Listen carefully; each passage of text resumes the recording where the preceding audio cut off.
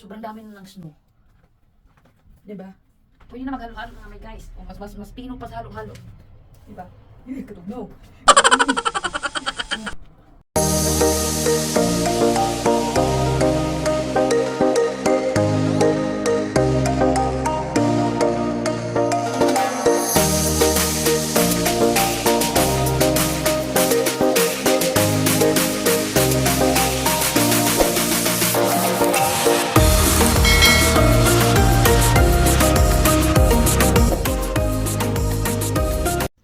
Hello guys, good morning.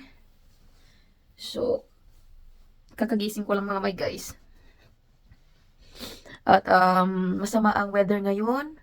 Nag-typhoon. Charis, para siyang typhoon sa Pilipinas mga may guys kasi sobrang lakas ng hangin na nagdala ng snow. Nag-ulan ng snow tapos sobrang hangin sa labas. Kahit na sobrang close tong bahay namin, yung apartment namin, maririnig mo yung ingay ng hangin na sobrang kalakas. So, buti na lang wala kaming klase ngayon dahil kung meron pa, ewan ko lang kung kaya ko sa labas magantay ng bus na sobrang lakas ng hangin, tapos snow, nag-ulan ng snow. So, buti na lang nag-send ng message sa group chat na wag na daw magpunta sa school dahil sa weather nga, sobrang lakas ng hangin. At sabi nga ng teacher namin ay mag-send na lang daw siya ng assignment na pwede naming mag-study na lang dito sa bahay, no? School at home na lang daw sabi niya. Dahil hindi talaga kaya ng ng mga estudyante na lalo na kami, naglalakad lang kami. Buti yung iba may mga sasakyan. Eh kami naglalakad lang kami papuntang school mula sa bus station, tapos naglalakad kami papuntang school na mga 10 minutes. Marami kami naglalakad, pero yung iba may mga sasakyan. So, buti na lang nag-send si teacher na mag-study na lang sa bahay today. No, so pupunta tayo sa labas, sa balcony kasi panigurado sobrang dami ng snow doon. Sa balcony namin puno ng snow 'yun. Dahil nga kagabi pa nagumpisa mga siguro alas 7 nagumpisa na ng mag-ulan ng snow at sobrang lakas ng hangin, no? So titingnan natin dun sa balcony kung ano na itsura doon. Buti na lang talaga mga may guys kasi nakakatamad talaga lumabas. Sa Pilipinas nga malamig lang ng unti. Nag-ulan lang ng sobrang parang ayaw na nating lumabas dito pa kaya na sobrang lakas ng hangin tapos snow pa ang ulan. Grabe nakakatamad talaga lumabas, nakakatamad. Sarap matulog lang, sarap magluko pa, sarap lang laging nakaano sa ano, laging nakahiga sa kama, no? So ngayon nakahiga ako kasi sobrang happy ko dahil wala kaming klase. Pero nag-send na yung teacher ko ng pwede namin gagawin dito sa bahay. So, pupunta tayo ngayon sa balcony mga my guys. So, ganito ang struggle sa Finland. So, na talaga, masasabi ko talaga na winter na talaga. Hindi na magpapakita si Haring Araw. Promise, parang hindi na talaga magpapakita. Kasi nung nakaraan, kahit na nag-snow siya, first snowfall yung November 1, mga sumusunod na araw, napapakita pa talaga si Haring Araw. May sumisikat pa siya, grabe, ang saya pa. Parang naiintindihan ko na yung nararamdaman ng mga Finnish na sobrang saya nila pag may araw. Sobrang saya talaga nila kasi nararamdaman ko rin na parang nakakasigla nga sa pakiramdam na makita mo sa Haring Araw. Kaysa ganitong panahon na wala ka talaga makitang araw. Snow lang, lagi. No, siguro I hope, sana 3 months lang to, wag na patagalan pa.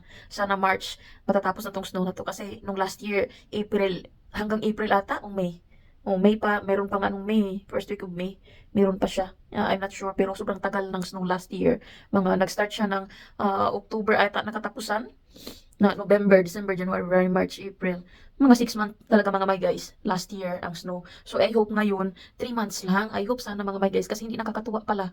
Dati nung nasa Pilipinas ako, gustong-gusto ko talagang makakita ng snow, gusto ko maka-experience ng snow. Sobrang nagandang-ganda ako sa snow, pero pag na-experience mo na mga my guys, grabe, parang gusto mong umuwi na lang sa Pilipinas. So, sobrang lamig ng bansa nila mga my guys. Nakakatuwa lang tingnan yung snow, yung pag nag-ulan na siya.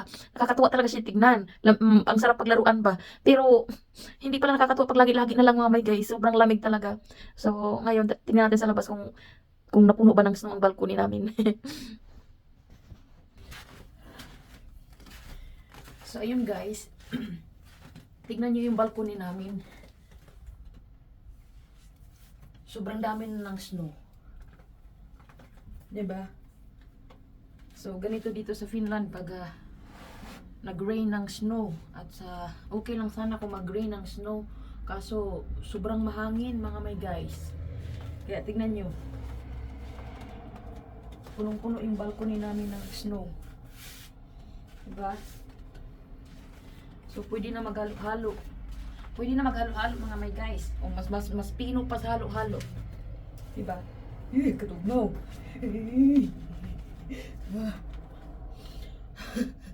So, ganito ang itsura ng balcony namin pag winter. Pag sobrang lakas ng snow. Sobrang sobrang kadaming snow.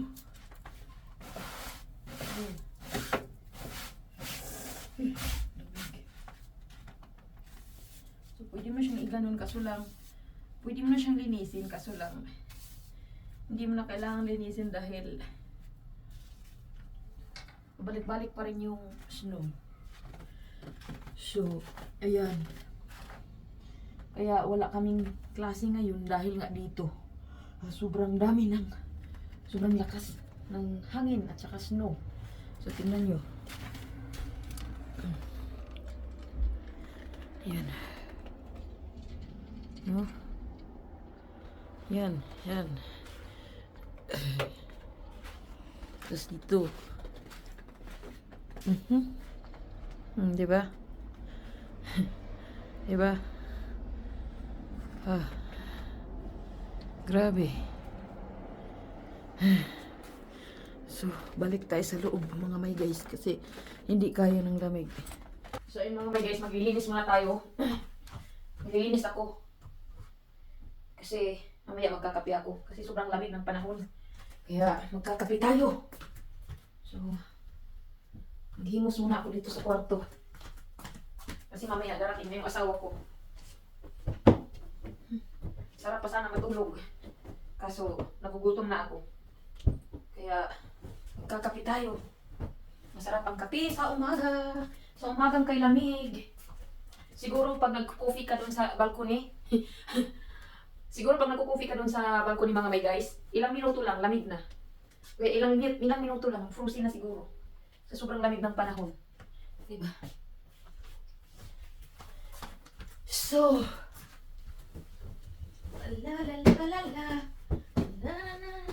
buti naman talaga mga may guys at wala kaming klase ngayon dahil bala ko talaga sanang mag-absent today dahil nga kagabi pa sobrang lakas na ng hangin, no? Parang typhoon talaga, sobrang lakas ng hangin at saka may tulog na yung hangin sa sobrang lakas.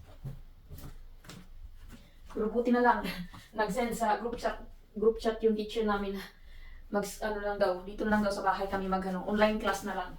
Kaya, ayan, masaya ako.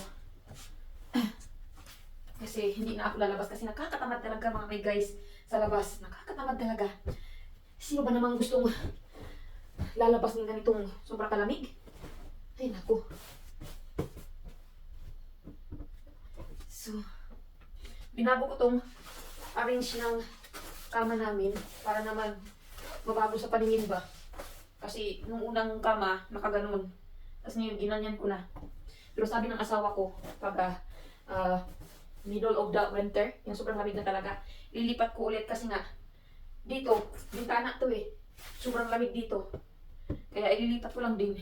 Nagsawa na kasi ako sa posisyon nung una. So ito na naman, ginanito ko.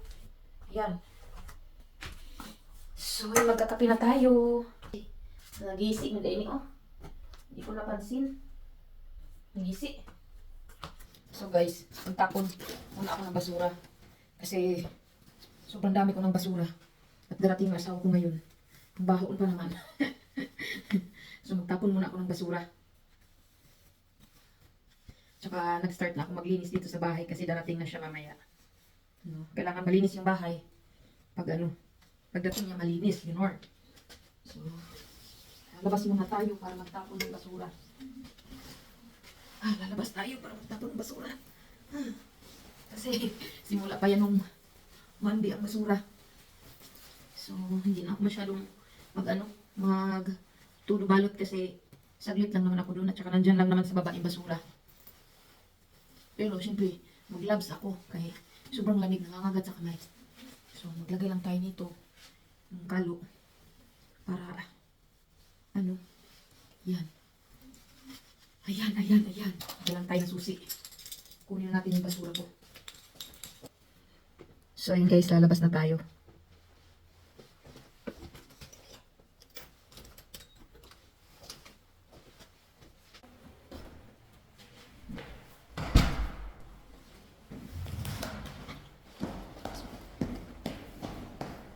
So, ayun mga may guys, tahimik lang tayo kasi tahimik yung mga tao dito sa apartment na ito. Baka mamaya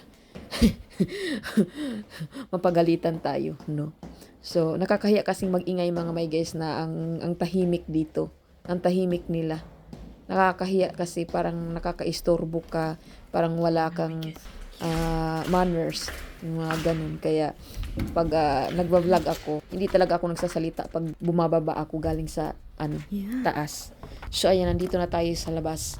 Yan, dito yung basurahan nila. Yan, malapit lang, gilid lang to ng apartment namin. Ayan, tapos yun yung sa likod. Yun, tapos na, at tayo babalik na. Yan mga may guys. So ito yung snow kanina na tinabi kasi nakaharang. So ayan, balik na tayo sa loob.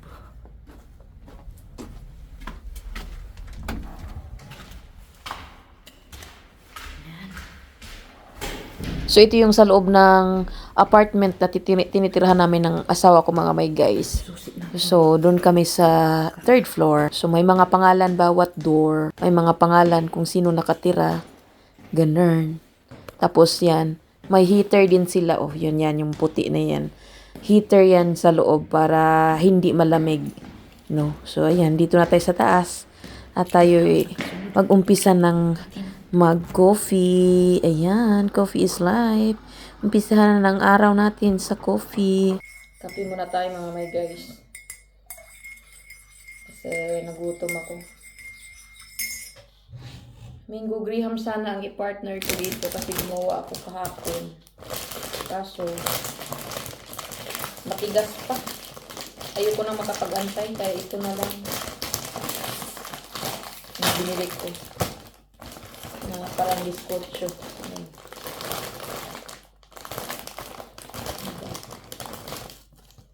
Kape muna tayo bago mag-start ang araw natin. Kasi maglilinis ako mamaya mga may guys.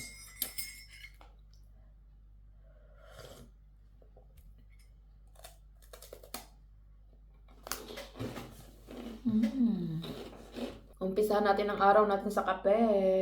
Kape is life. Kasi mamaya 9:30 may online class kami. Kasi nga hindi nga kami pinapunta ng school ngayon. So online class kami. Doon sa group chat magsisend yung teacher namin kung anong papagawa.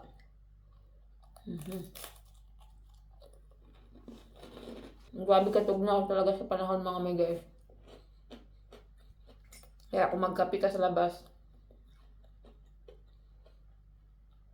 wala pang minuto, lalamig na yung kape mo. So yung kape ko mga may guys, dark lang talaga siya. Kasi hindi ako mahilig maglagay ng milk. Yung asawa ko mahilig maglagay ng milk. Yun talaga ang pinapartner nila sa kape nila, milk. Pero ako hindi ako sanay sa milk. Pwede pa siguro yung creamer. Pero kung milk ayoko. Kaya pag Thursday binibilhan ko siya ng milk. Tapos Friday, Saturday, Sunday, Monday morning, hanggang Monday morning pag hindi yan naubos, tatapon na yan kasi pag once na nabuksan na, hindi na yan magtatagal kahit nasa ref pa. Kaya dinadala ko sa school mga may guys. Kasi doon may free coffee kami. And then, syempre, may mga milk din doon. Pero sayang din kasi magagamit Kaya dinadala ko siya.